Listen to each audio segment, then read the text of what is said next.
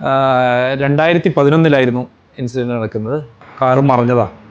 മറിയാനുള്ള കാരണം കാറിൻ്റെ ടയറ് നല്ല fine ടയറായിരുന്നില്ല. Most of the accidents are happening due to this carelessness. ഇപ്പം റീസെൻ്റ്ലി നിങ്ങൾക്കറിയാം AKMS അങ്ങനത്തെ ഒരുപാട് കാര്യങ്ങൾ ഇംപ്ലിമെൻറ്റ് ചെയ്ത സമയങ്ങളിൽ ആക്സിഡൻറ്റ് കുറഞ്ഞു, അല്ലെങ്കിൽ അങ്ങനത്തെ കാര്യങ്ങൾ ഉണ്ട് എന്ന് എത്രത്തോളം നമുക്ക് വിശ്വസനീയമാണെന്ന് നമുക്ക് എടുക്കാൻ പറ്റില്ലെങ്കിലും ആ ജംഗ്ഷനിൽ വെച്ചിട്ട് സിഗ്നൽ അന്നേരം നമുക്ക് നോക്കാൻ പറ്റൂല. അങ്ങനെ കിടക്കുന്ന സമയത്ത് ഇവിടുന്ന് ഒരു ബൈക്ക് വന്ന് തട്ടിയിട്ടെല്ലാം കൂടി ഒരു ചെറിയൊരു പ്രശ്നം. അപ്പം ആ ത്രെഡ് വരെ പുറത്ത് വരുന്ന രീതിയിൽ ആയിട്ടുണ്ട്.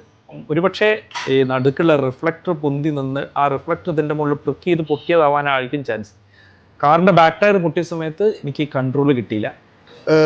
സ്ട്രൈറ്റ് പോകുന്ന വണ്ടികൾ സിഗ്നലിൽ സ്റ്റോപ്പായി നിൽക്കുമ്പോൾ റൈറ്റ് പോകുന്ന വണ്ടി ഇൻഡിക്കേറ്റർ ഇടാതെ ഇവരെ ഓവർടേക്ക് ചെയ്ത്, അപ്പോൾ ഓട്ടോയിലുണ്ടായിരുന്ന ഫാമിലി ടേൺ ചെയ്തപ്പോൾ ഓട്ടോ മറിഞ്ഞ്. അപ്പം ഇത് കൺട്രോൾ പോയി നേരെ സൈഡിലുള്ള ഒരു കുറ്റീൻ്റെ മുകളിൽ തട്ടി ഒരു 3 തവണ ടോപ്പിലായി സ്പൈനൽ കോഡ് തകരാറായത്. നമ്മൾ പെട്ടെന്ന് ബാക്കിന് ലെയിൻ മാറിയിട്ട് ഓവർടേക്ക് ചെയ്യാൻ നോക്കൂ. അപ്പോൾ ആ ഒരു മിസ് ജഡ്ജ്മെൻറ്റ് എനിക്ക് ഉണ്ടായ അനുഭവം പോലെ പറയാം. നാളത്തേക്ക് നീട്ടി വെക്കാതെ ഇപ്പോൾ ടയറിൻ്റെ ഒരു കണ്ടീഷൻ മോശമാണെന്ന് വെച്ചാൽ അത് പെട്ടെന്ന് തീർക്കുക, എന്നിട്ട് വണ്ടി കണ്ടീഷനായിട്ടിരിക്കുക. റോഡിൽ നമ്മൾ എങ്ങനെ നടക്കണം, എങ്ങനെ വണ്ടി ഓടിക്കണം എന്നുള്ള വലിയൊരു കാര്യമാണ്. കാരണം ഇല്ലെങ്കിൽ റോഡ് സുരക്ഷ എന്ന വലിയൊരു ക്വസ്റ്റ്യൻ വരും.